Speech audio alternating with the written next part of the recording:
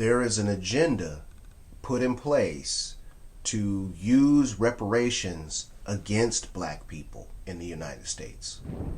Yeah, they want to use reparations as an issue to divide black people away from the diaspora. That's what ADOS and FBA are all about.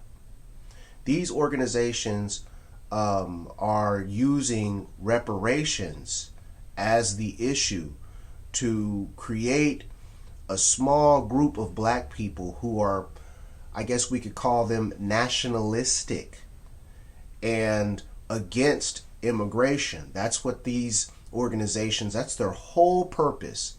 FBA and ADOS aren't going to get us any closer to reparations. Those joining those organizations and standing there with your chest out and repping those organizations are not going to move us closer to reparations. There's only one thing that's going to move us closer to reparations, and that's getting representatives to back H.R. 40, the bill. If we can do that, then we can begin the process of what the bill says to study the effects of slavery and Jim Crow. It starts the process of us possibly receiving reparations, okay? But joining FBA, joining ADOS isn't going to do it, okay? So, and the other thing is that the sole purpose of those groups are to divide black people. That's why if you're a black person who heard about these groups, that's why when you heard about it, you were like, oh, that's divisive. That's because your gut was telling you, our insides, the same feeling and vibe and energy that we've had, beginning this year after the election, when black people decided, you know what, we're going to go on vacation. We're going to stay home. We all decided that. It was some sort of internal energy that we have that made us say, you know what, we're done. Well, the same thing, that same energy that you feel when you first heard about ADOS and FBA and you were like, that's kind of divisive. Your gut is telling you the truth. They are divisive. Now, don't get me wrong. I am for reparations. I am a black American who descends from people who were brought here to this country hundreds of years ago. So I'm with the reparations movement. Understand, I am with that movement, okay? But I also understand that groups like the Tanton Network, conservative think tanks like the Scaife Foundation, the Heritage Foundation, we've heard Tucker Carlson talk about it, the Great Replacement Theory. We know that these organizations are put into place, and what they stand for is anti-immigration policies to protect the white majority in the United States. Understand that. That is the whole reason why you're hearing this anti-immigrant rhetoric. It's because there is a push right now to preserve and protect white America. Now, if you pay attention, you will hear white folk say this. There's a great majority who won't, who say, well, I just voted for Trump because of his policies. They won't admit that that's what they want. Some will. Some will say, I want these illegals out of the country. What they're saying is they support this movement to protect the white majority in the United States. So black folk, don't believe it for 1 second that the anti-immigrant rhetoric has anything to do with protecting you and your benefits. It has nothing to do with you. And we have to be careful indulging in any of the anti-immigrant rhetoric. Now, some people believe, I saw a comment where a guy says, what have immigrants done for black people? This is clearly somebody who has not read American history. This is somebody who is not aware of people like Marcus Garvey. Marcus Garvey is one of the most important immigrants to come to America. If we were to go way back, just start with him. We won't even, talk about other people like, Shirley Chisholm's family. They were immigrants. Harry Belafonte's family was immigrants. Kwame Ture, Stokely Carmichael was an immigrant.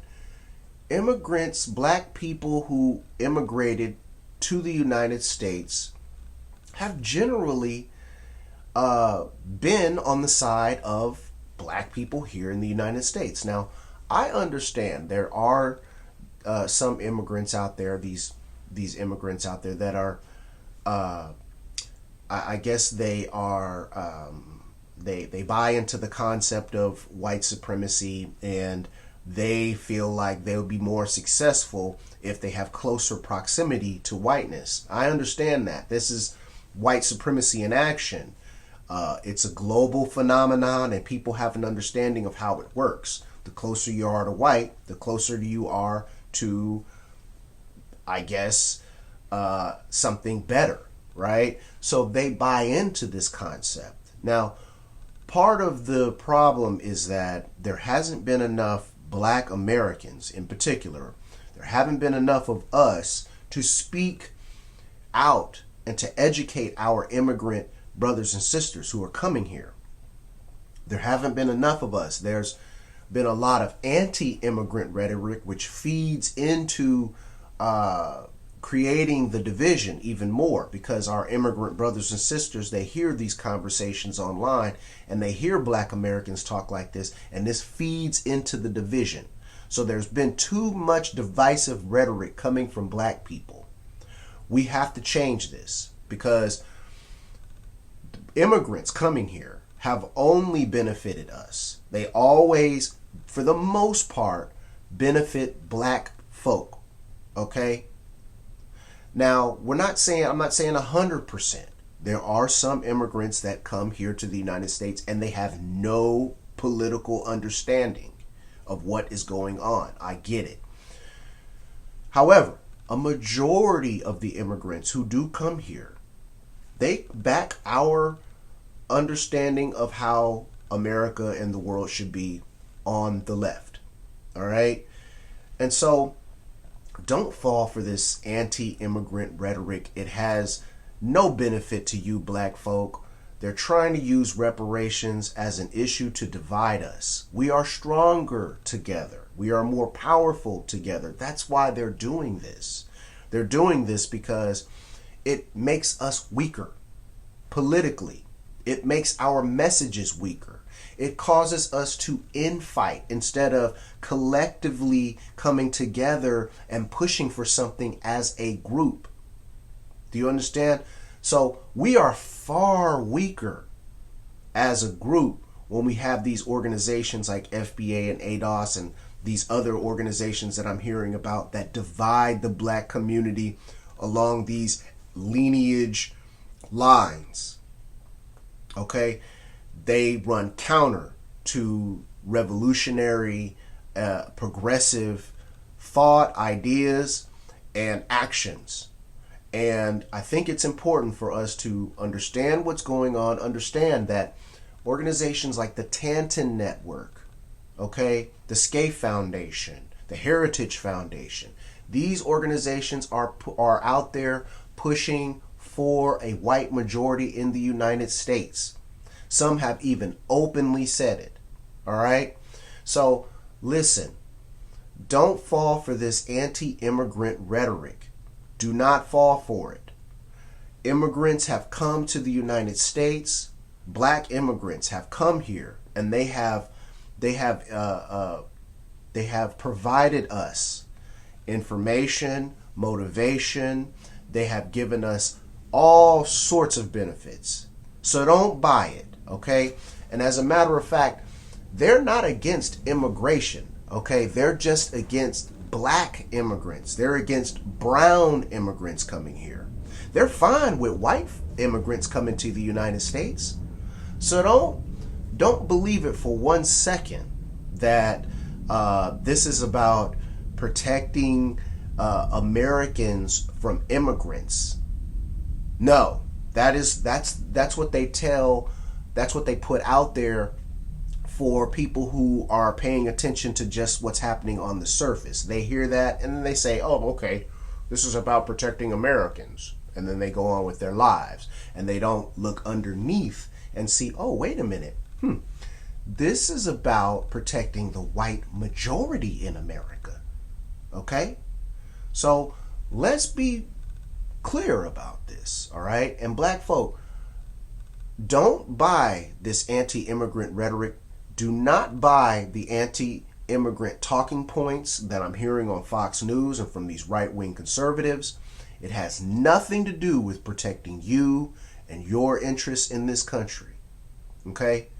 And so understand that immigrants from other countries, they are not our enemy.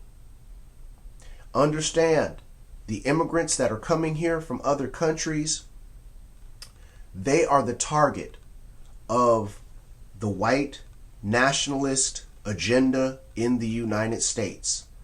Black Americans, do not get wrapped up in it.